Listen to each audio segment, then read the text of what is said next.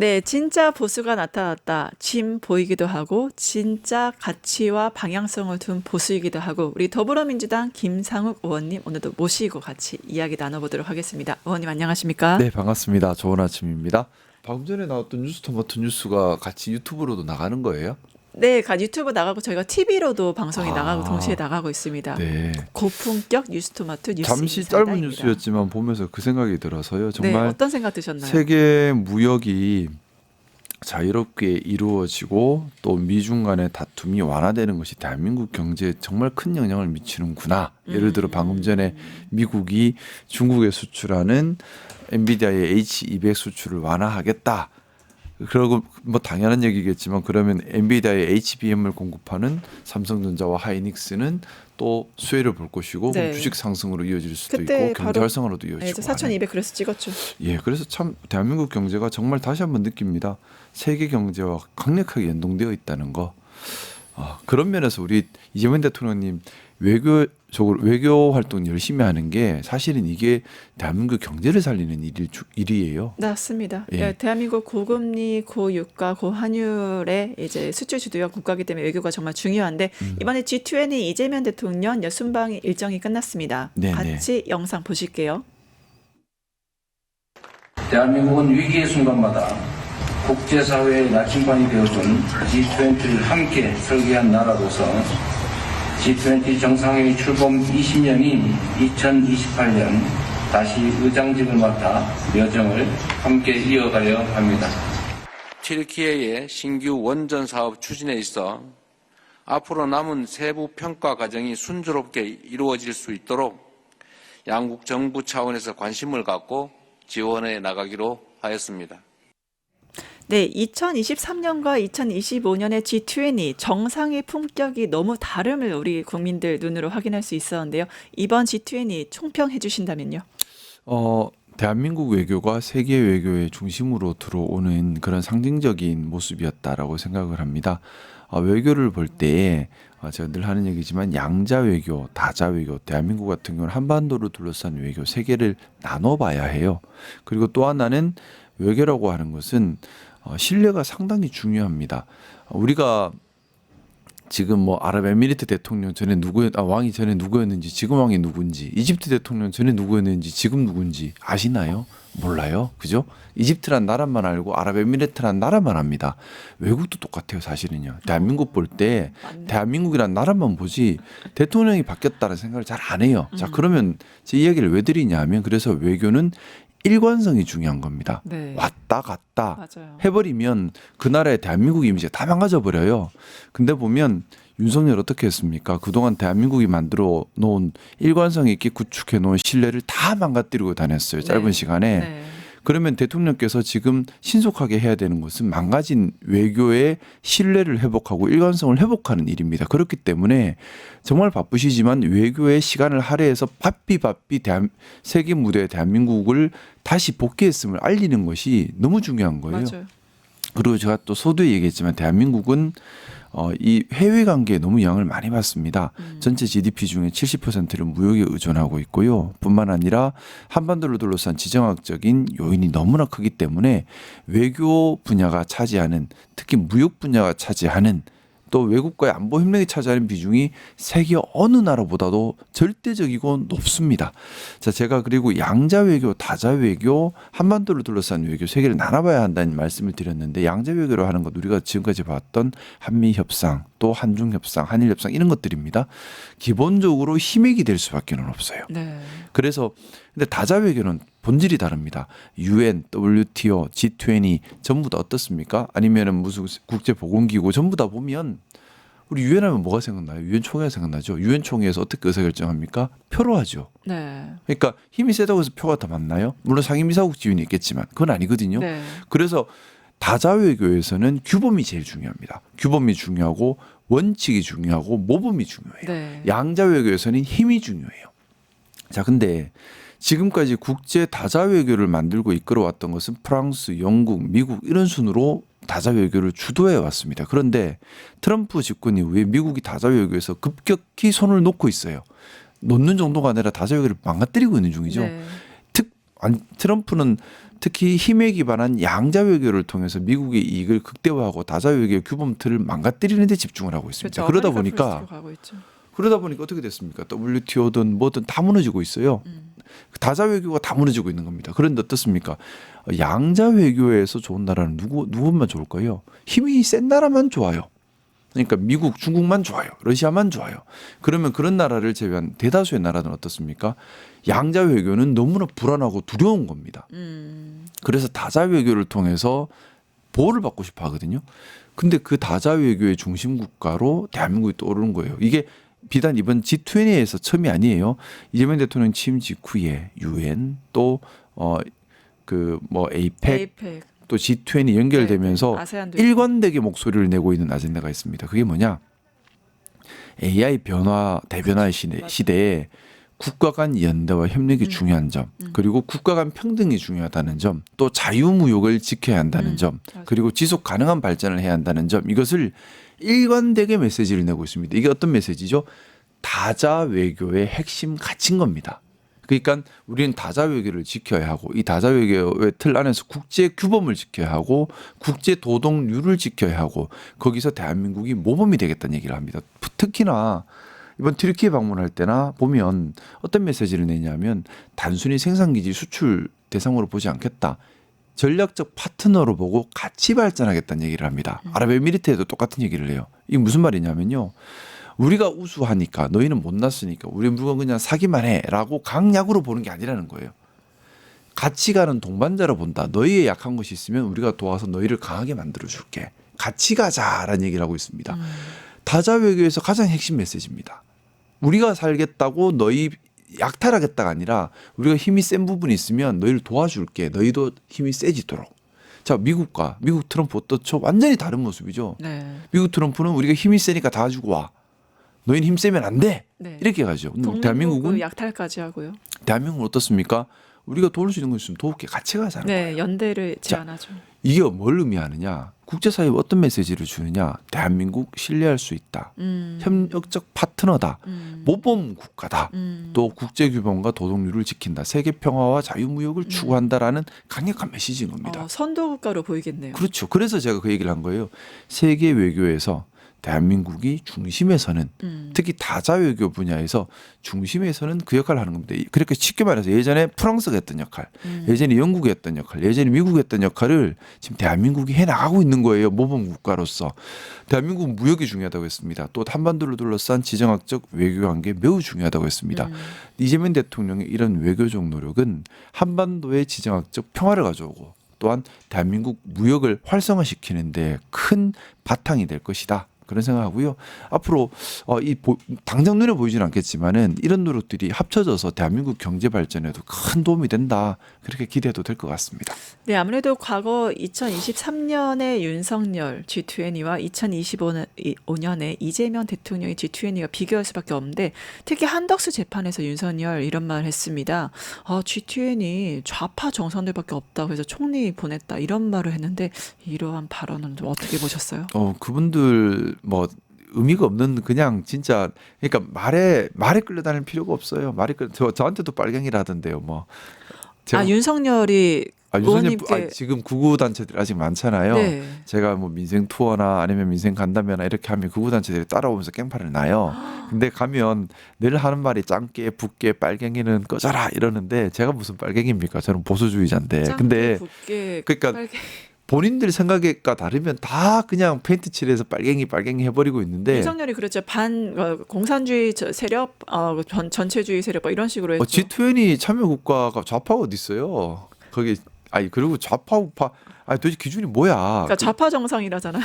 저는 늘 말씀드리지만 보수 진보는 기능의 개념이지 진영의 개념이 아닙니다. 왜 그걸 진영으로 나눠봅니까? 기능입니다. 보수의 기능 즉 공동체 가치 규범 원칙 통합을 지켜가는지 아니면 다소 이것이 훼손되더라도 세상을 변화하는 새로운 시도를 해나가는지 이 차이예요. 우리가 예를 들어 학술대회 가서 제가 보수적 입장입니다 할 때 그게 나는 나는 무슨 뭐 그겁니다. 그게 아니잖아요. 보수적 입장이라고 하는 것은 좀 신중하게 가자. 기존 틀을 지키자. 규범을 지키자는 쪽이고 진보적 입장입니다라고 할 때는 아니에요. 이건 새로운 게 변화가 필요합니다 할 때 진보적 입장이라고 얘기하잖아요. 우리가 보수 진보란 말 자체가 기능이에요. 이걸 가지고 근데 그걸 갖고 자꾸 말로 뭐 오세훈이 그랬다면서요. 서울 시민의 미래와 서울 시민의 뭐를 위해서 뭐 종묘를 개발해야 한다. 말이 안 맞잖아요. 왜 서울 시민의 미래를 거기 팔아요? 종묘에 주상복합 100층짜리 올리면 서울 시민의 미래가 개발이 되나요? 도리어 서울에 여행 왔던 한국의 전통 문화와 전통 미를 보러 왔던 사람들이 그게 사라짐을 보고 안타까워하지 않나요? 네. 서울의 미래에 방해되는 거 아니에요? 자꾸 말로 예쁘게 포장하지 말고 있는 실제를 봐야 한다고 생각하고요. G20 모두 좌파다. 그러면 본인만 우파예요? 무슨 하여튼 그 뭐 자꾸 그런 데 화낼 필요는 없고요. 우리 갈 길 열심히 가면 됩니다. 네, 특히 이재명 대통령 이번에 G20에서 거의 핵인싸였다. 많이 이제 모디 총리들 그 만나는 모습들이 많이 화제가 됐습니다. 그래서 특히 하나의 의의 중에 하나가 의장직 트리플 크라운을 달성한 대통령이 되기도 했는데 이러한 명예로운 업적 뒤에 앞으로 실무적으로 해야 될 각 영역보다 해야 될 일이 좀 있을 것 같긴 해요. 사실 큰 틀에서만 먼저 말씀드릴게요. 다시 한번 말씀드리지만은 세계 무대는 양자 외교, 다자 외교, 한반도는 특히 한반도 외교 세 가지 틀을 나누어서 봐야 해요. 나눠서 봐야 하는데 대한민국의 미래를 위해 대한민국의 이번에 국력이 없어서 너무 서러웠다 했잖아요. 네. 국력을 올리기 위한 초석이 다자 외교를 잘 활용하는 것입니다. 그렇죠. 왜냐하면 양자 외교 무대로 가면 대한민국은 늘 약자일 수밖에 없어요. 미국한테 큰 소리 내기 힘들고요. 중국한테 큰 소리 내기 힘듭니다. 하지만 어떻습니까? 다자 외교의 중심 국가가 되면 그게 힘이 돼서 미국 중국 사이에 조율자 역할도 할 수 있고 경우에 따라 대등한 협상도 할 수 있게 되는 거예요. 뭐냐 하면 그런 겁니다. 동남아시아, 남아메리카, 또 아프리카, 또 유럽의 여러 나라들이 대한민국의 말에 귀 기울이고 대한민국의 중심적 역할을 맡기고 있고 그래서 대한민국에 기대하는 게 커지면 우리가 원하는 방향 하는 행동에 힘을 실어줄 수밖에 없겠죠. 그러면 그 힘을 가지고 다시 힘 세다고 함부로 하는 미국과 중국에 우리가 역할을 할 수가 있는 거예요. 저는 이번에 아랍에미리트 대한민국 대통령 방문하실 때 또 튀르키예에 방문하실 때 두 나라가 극진히 환대를 했습니다. 왜 환대를 했을까요? 원하는 게 있어서 그렇다잖아요. 네. 이 대한민국에 원하는 게 많게 만들어야 되는 거예요. 대한민국에 원하게 많게 만드는 것 중에 핵심적인 것이 다자외교의 중심국가. 다자외교의 중심국가로서 외교적 역량이 있어서 그 나라들이 당면한 문제를 우리가 도와서 해결할 수 있다는 거예요.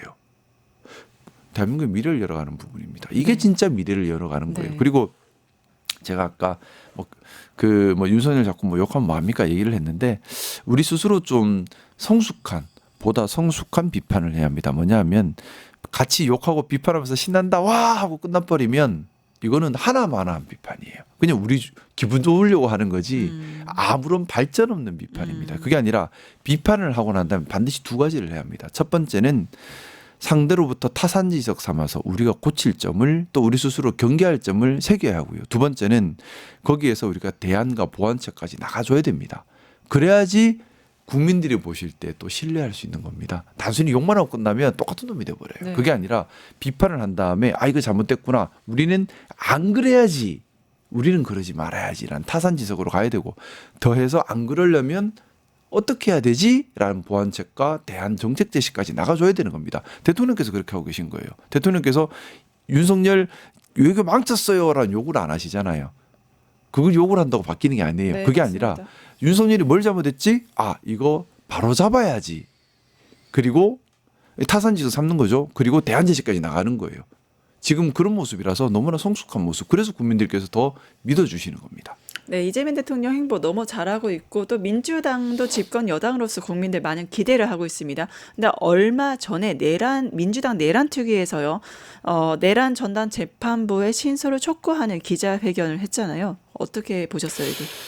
너무나 답답한 것이 제가 좀 있어요. 뭐냐면 제가 6월달, 7월달부터 계속해서 노래 부르면서 하는 말이 있습니다. 뭐냐면 내란 전담 재판부 또 내란 특별법 그리고 3대 특검 세 가지가 제일 중요하고 긴급하고 바로 해야 되는 힘 실어서 올해 안에 끝을 내야 되는 게 이 세 가지 없다라고 저는 생각을 하고 있거든요. 네. 왜냐하면 시간이 무한으로 둘 수가 없어요.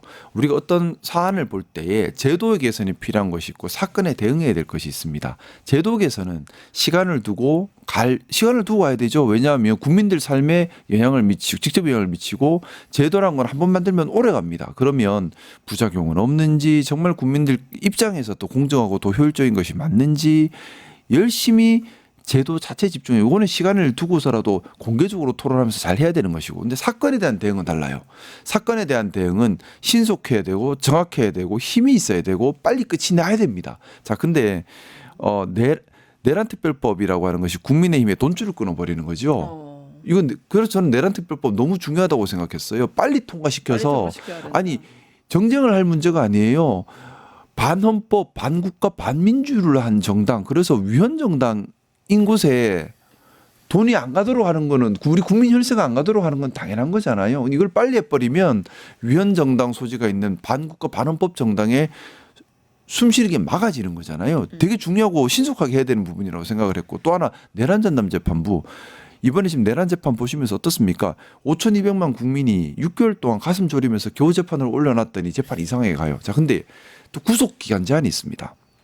마냥 시간을 둘 수 없는 거예요. 좀 있으면 1월 18일인가 되면 윤석열 6개월 되니까 또 법적으로 풀어줘야 될 상황이 돼버린 건 말도 안 되는 상황이거든요. 그래서 내란전담 재판부는 매우 서둘러야 됐어요. 할 일. 3대 특검도 마찬가지입니다. 사실 올해 안에 끝냈어야죠. 사건별로 이거는 제도가 아니에요. 자, 내란전담 재판부, 내란특별법 그리고 3대 특검은 제도가 아닙니다. 제도가 아니라 사안에 대한 대응이에요. 그러니까 신속하고 빨리 갔어야 되는 부분인데 아직까지도 안 되고 있고 지금 3대 특검도 걱정이에요. 혹시라도 용두삼이란 말이 나오지 않을까. 저는 지금 이 세 가지가 하나도 지금 진도가 안 나오고 있다는 것에 대해서 애가 타고 국민들께 또 지지자분들께 상당히 송구합니다. 네, 말씀하신 대로 더불어민주당 그 내란특위에서 기자회견을 했는데 법원 행정처를 폐지하고 이제 제왕적인 대법원장의 권한을 분산한다는 내용의 이제 개혁을 발표했습니다. 관련 네네. 영상 같이 보실게요. 그동안 제왕적인 사법 권력을 독점해온 대법원장의 권한을 분산하고 사법행정의 민주적인 의사결정 구조를 확립하겠습니다. 지명 추천권을 다양한 단체에 분배하여 사법행정의 폐쇄성을 타파하고 민주적 정당성과 투명성을 확보하려 하였습니다. 결국에는 조희대의 인사권을 박탈하겠다 이걸로 볼 수도 있을 텐데 어떻게 보십니까? 당연히 필요한 것이고요. 저도 그 지금 TF를 같이 하고 있는데 핵심은 그겁니다. 사법부의 독립을 지켜주겠다는 겁니다. 이거는 제도에 가는 거예요. 아까 제가 사안을 볼 때 사건에 가는 것, 제도에 가는 것 나눠서 보시라 말씀을 계속 드렸잖아요. 그러니까 법원은 재판만 하고 이 인사는 외부에서 만드시고 설명을 좀 드리자면 우리가 저는 늘 기준을 중요하게 생각해요. 제가 보수주의자라서 네. 기준을 매우 중요하게 생각하는데 사안을 볼 때 제도를 바꿀 문제인가 사건에 대응할 문제인가 나눠서 봐야 합니다. 여기에 따라 우리가 접하는 보는 시각도 달라지는 거예요. 사건에 대한 것은 신속, 정확, 힘있게 빨리 이렇게 가야 되는 것이고요. 제도에 대한 것은 신중하게 또 국민 입장에서 어떤 효과를 주느냐 그리고 본질적으로 부작용은 없느냐 더 좋은 대안이 맞느냐에 대한 다양한 목소리를 들으면서 가야 되는 일입니다. 자, 대법원에 관한 법원 행정적 폐지하는 것은 제도에 관한 것이에요. 이거는 신중하게 우리가 부작용 없이 잘 가야 되는 부분이죠. 근데 이거 중요한 건 이걸 왜 하려고 하느냐를 생각해야 돼요.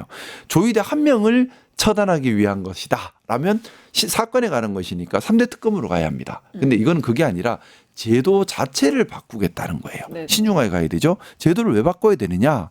조희대 대법원장뿐만 아니라 그동안 대법원장이 어떻게 보면 사법부의 독립을 저렇게 얘기하는데 사법부의 독립을 법원 스스로 못 지켜왔기 때문에 어떻게 못 지켰냐면 사법부의 독립이라는 게 뭐냐 하면 법관이 오로지 법률과 양심, 이 양심이라고 하는 것은 공적 양심입니다. 그렇기 때문에 정치적 편향성, 자신의 경험, 자신의 감정에도 구애받지 않는 오로지 공적 양심을 가지고 판단해야 한다라는 것이에요. 근데 그동안 어땠습니까? 대법원장이 자기 최측근 대법관을 법원행정처장으로 임명합니다.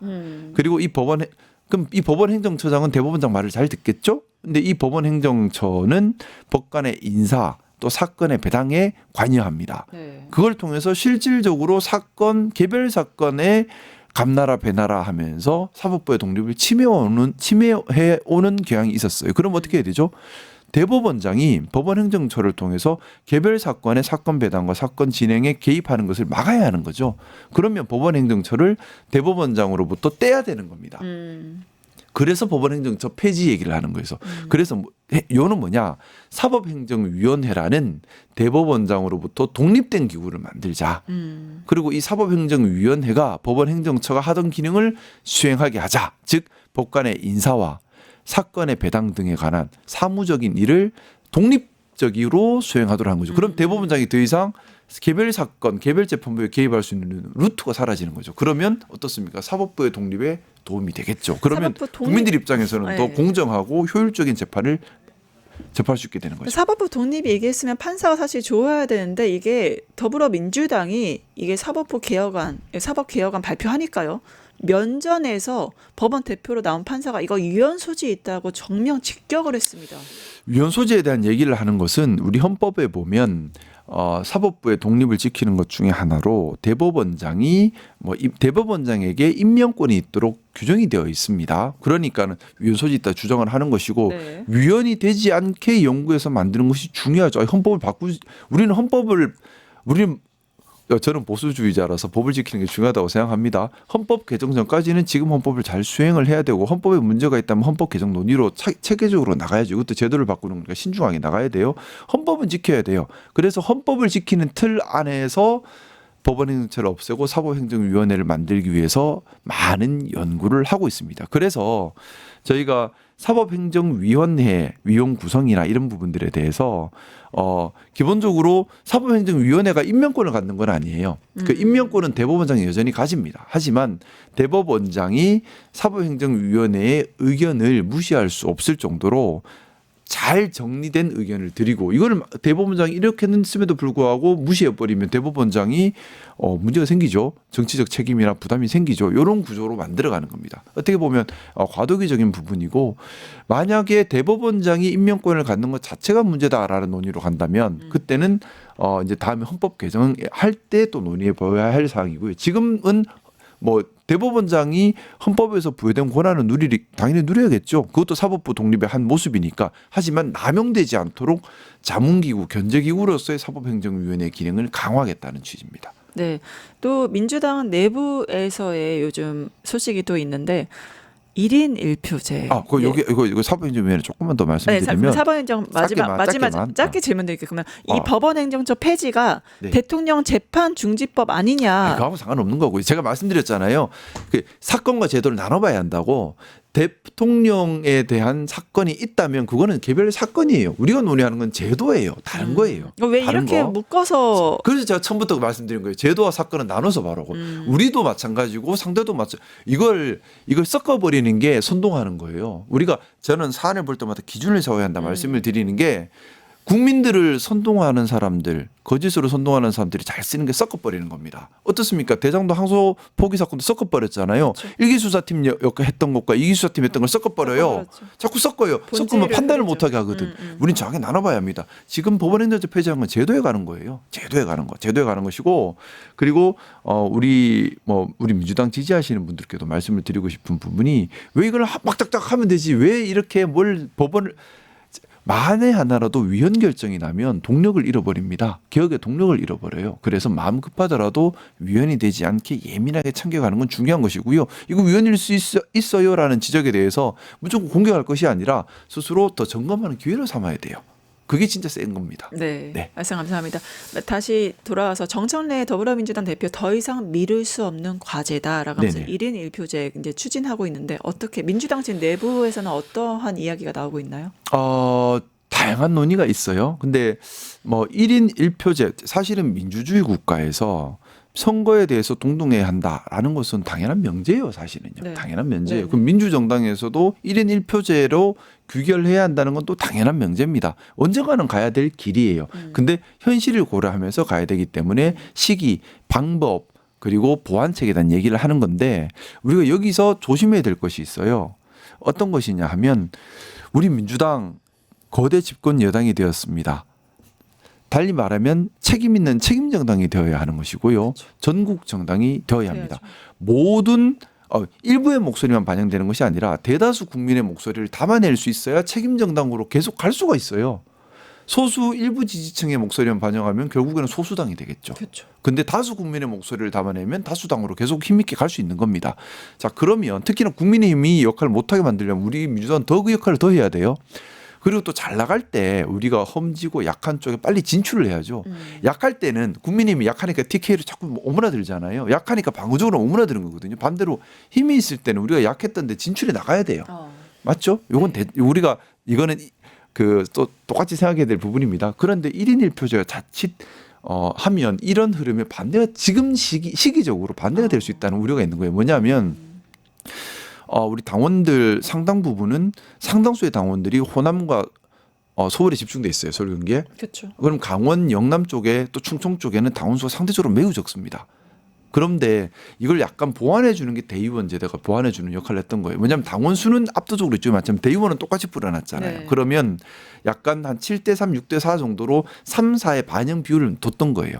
근데 1인 1표로 딱 가버리는 순간에 충청, 충청, 영남, 강원 이쪽은 예를 들어 9대1 정도로 반영 비율이 확 줄어버릴 수가 있죠. 네. 그럼 여기에 목소리가 전혀 반영이 안 되고 정책 반영도 안 되고 하면 여기에 대한 진출이 막혀버릴 수가 있고 반대로 역으로 국민의힘이 여기서 다시 살아날 여지를 줄 수 있는 거예요. 전략적으로는 일단 그런 부분을 막기 위한 보완책이 필요하다는 겁니다. 네. 그런 보완 없이 가면 우리 민주당이 책임 정당으로 전국 정당으로 더 거대한 정당으로 갈 수 있는 기반을 스스로 무너뜨릴 수도 있어요.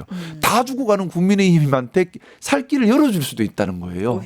오히려 다 주고 가는 국민의힘이 지금 TK 영남에서도 국민의힘이 일반 시민들 여론에서 밀리기 시작하고 있거든요. 네. 근데 갑자기 살길 열어주는 게 될 수 있는 거예요. 왜냐하면 명남, 강원, 충청 이쪽 시민들 입장에서는 야 결국에는 민주당은 우리 목소리를 안 들어준 애가 돼버리면 그럼 국민의힘이 이거 바탕으로 다시 살아 여기 인구가 안 적어요. 그리고 그래서도 안 되는 것이고요.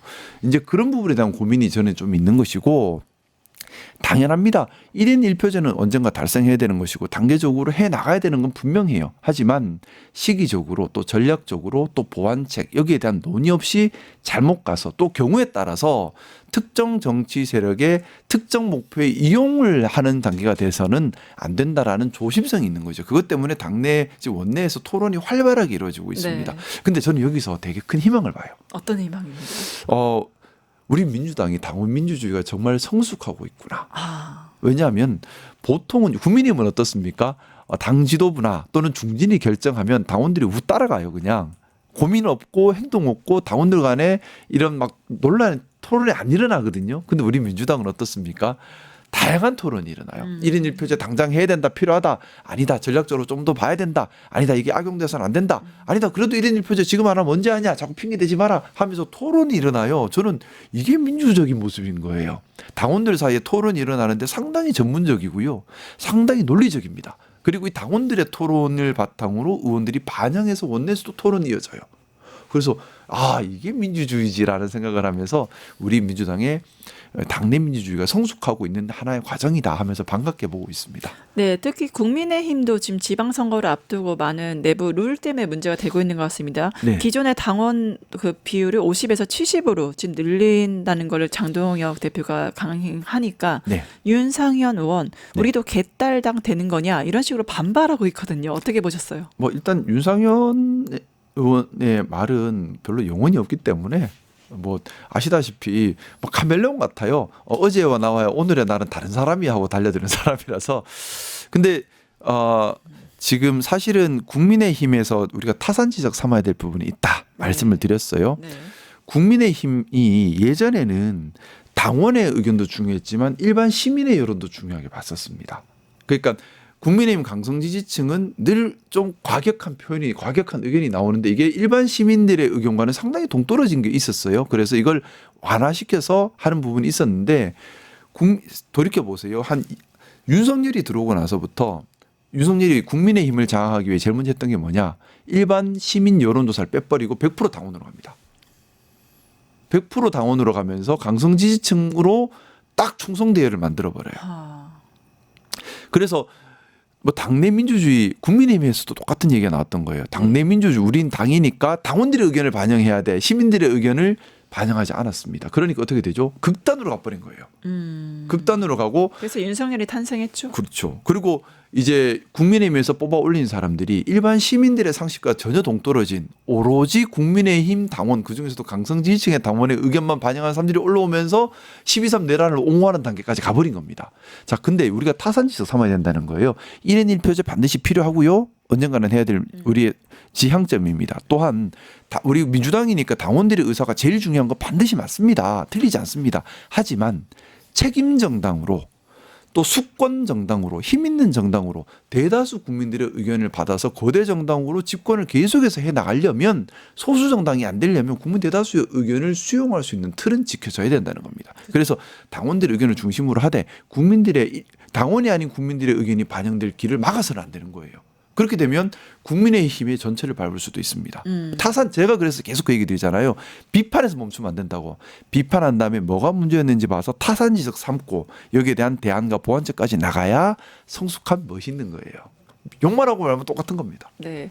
또 장동혁 국민의힘 대표 이제 당원 50에서 70% 늘리는 것뿐만 아니라 정치 행보 계속하고 있는데요. 네. 박정희 전 대통령 생가에 방문했습니다. 관련 네. 영상 같이 보시죠. 북한에게는 간쓸게 다 빼주고 대한민국까지 팔아넘기려는 사람이 대한민국 대통령입니다. 아스팔트 세력이라 손가락질 당하는 그것이 부끄러운 것이 아니라 우리를 향해서 비판하는 것, 여러분 그것이 부끄러운 것입니다.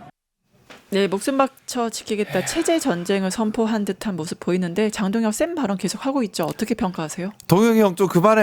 아 진짜 국민을 위한 정치를 제발 해요. 동혁이 형 국민을 위한 정치를 하겠다고 나한테 그랬잖아요.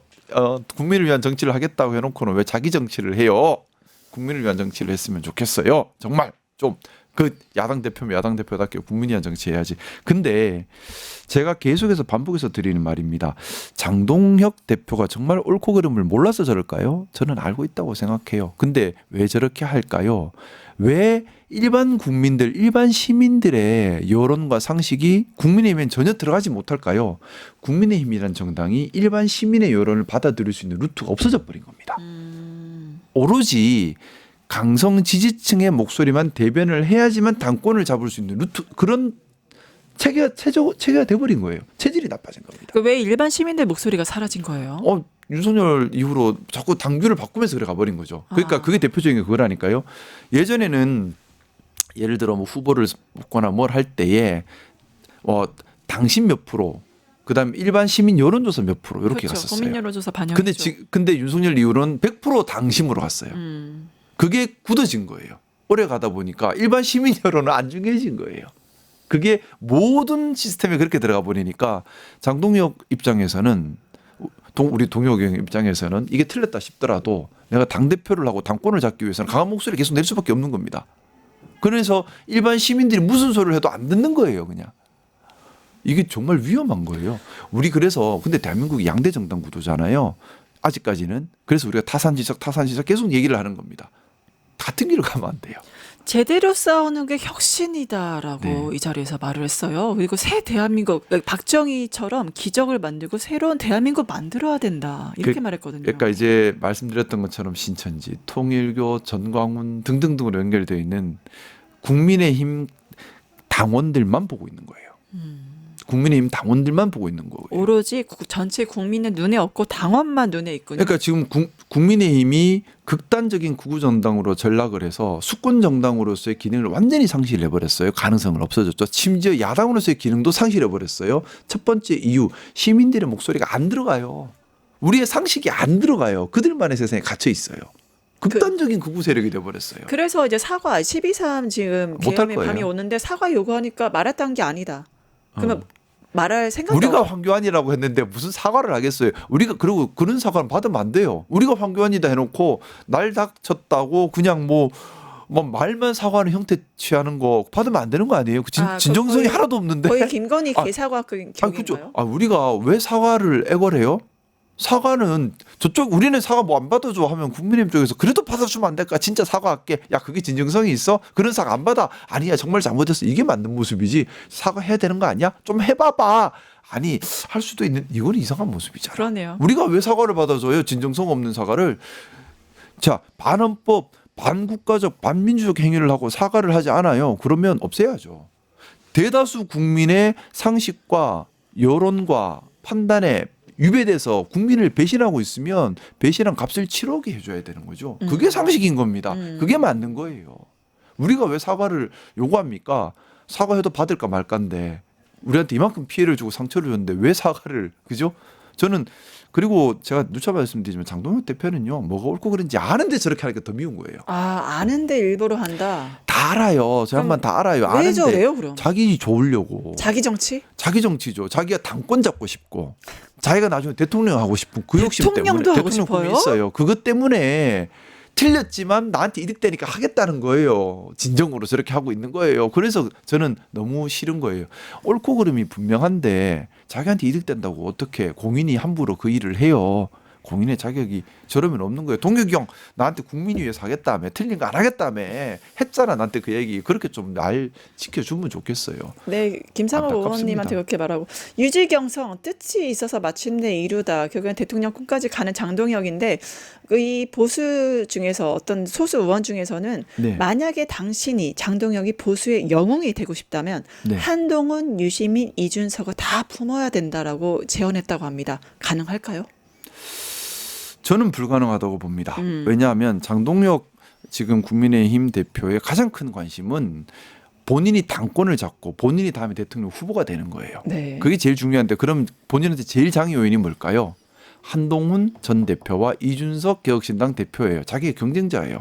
못 들어오게 막는 게 제일 중요하죠. 민주당보다 지금 민주당을 상대로 전쟁을 선포했지만 정권을 상태로 전쟁을 선포했지만 장동혁의 본심은 민주당과 싸우려는 게 아니에요. 정권과 싸우려는 게 아니에요. 싸움을 일으켜서 내부 단속, 내부 정리를 하려고 하는 거예요. 싸움을 통해서 내부 정리를 하는 거예요. 그러면 내부 정리 대상은 누구죠? 한동훈 친한계 뿌리 뽑아서 못 자라게 하면서 독주 처제 만드는 것. 또 이준석이 못 들어오게 이게 투쟁의 헤게모니를 자기가 잡고 있는 것. 이게 목적이에요. 그러니까 도요토미 히데요시가 임진왜란을 일으키는 게 똑같 지금 그거였잖아요. 내부 장악을 위해서 전쟁을 일으켰잖아요. 네. 전 장동혁 대표도 아마 국민의힘 완벽하게 장악하고 또 한동훈이 못 들어오게 이준석이 못 들어오게 막기 위해서 체제 전쟁이란 말도 안 되는 말까지 선포하는 단계까지 이르렀다고 생각합니다. 네, 마지막 시간 관계상 마지막 질문 될 것 같은데 아마 그 현장에 계셨고 추경호 그때 당시 원내대표의 행보를 보셨잖아요. 네네. 그거에 대해서 결국에는 이 내란 재판의 분기점이 추경호의 구속 여부가 될 것이다. 이런 것도 얘기가 나옵니다. 어떻게 평가하십니까? 저는 중요한 분기점이라고 생각합니다. 뭐냐 하면 추경호 당시 원내대표가 내란에 적극 가담했다. 그래서 공범이다. 거의 뭐 내란 적극 단순 방조 정도가 아니라 적극 가담했다 정도가 드러나면 명백히 국민의힘이 위헌정당이라는 것을 보여주는 게 되지 않나요? 체계적으로 반대했다는 것이니까요. 그렇죠? 계엄 해제를. 그래서 국민의힘 입장에서는 뭐 이걸 막으려고 애를 많이 쓰는 것 같고 자 근데 여기서 있는 그대로의 역사적 실체가 드러났으면 좋겠습니다. 있는 그대로의 역사적 실체가 드러나서 거기에 책임을 져야 한다면 책임져야죠. 그게 역사가 정당하게 제대로 흘러가는 거예요. 그래서 저는 이렇게 공인들이 역사적 사실에 대해서 비겁하게 감추려 하는 것 이것은 공인의 모습이 아니라고 생각합니다. 네. 있는 그대로 실체적 사실을 밝혀서 역사의 심판을 받아서 국가 기강을 흔들고 또 반국가적, 반민족적, 반헌법적, 반민주적 행동을 했다면 거기에 따른 책임을 져야죠. 네. 그게 국민의힘 해산이라면 달게 받아야 될 일이라고 생각합니다. 네, 결국에 국민들이 원하는 것은 진상 규명과 그 내란의 밤의 종사자들에 대한 처벌 그것이 아닌가 싶습니다. 지금까지 진짜 보수의 더불어민주당 김상호 의원님과 함께했고요. 함께해 주신 의원님 감사합니다. 감사합니다. 행복한 하루 되세요. 네. 유튜브 구독하고 실시간 채팅과 댓글을 남기면 매일매일 최대 7,000TTCO를 드립니다. 참여 방법은 뉴스토마토 홈페이지에서 회원가입 후 구글 계정을 연동해주세요. 마이페이지에서 유튜브 인증을 완료하면 준비 끝! 유튜브 채널 구독하고 실시간 채팅이나 댓글 참여만 해도 TTCO가 자동으로 지급됩니다. 그리고 뉴스토마토 커뮤니티에서도 TTCO가 쌓입니다. 출석, 글쓰기, 댓글, 투표, 친구 초대까지 활동할수록 더 많은 TTCO를 받을 수 있습니다. 지금 바로 참여하고 TTCO 받아가세요.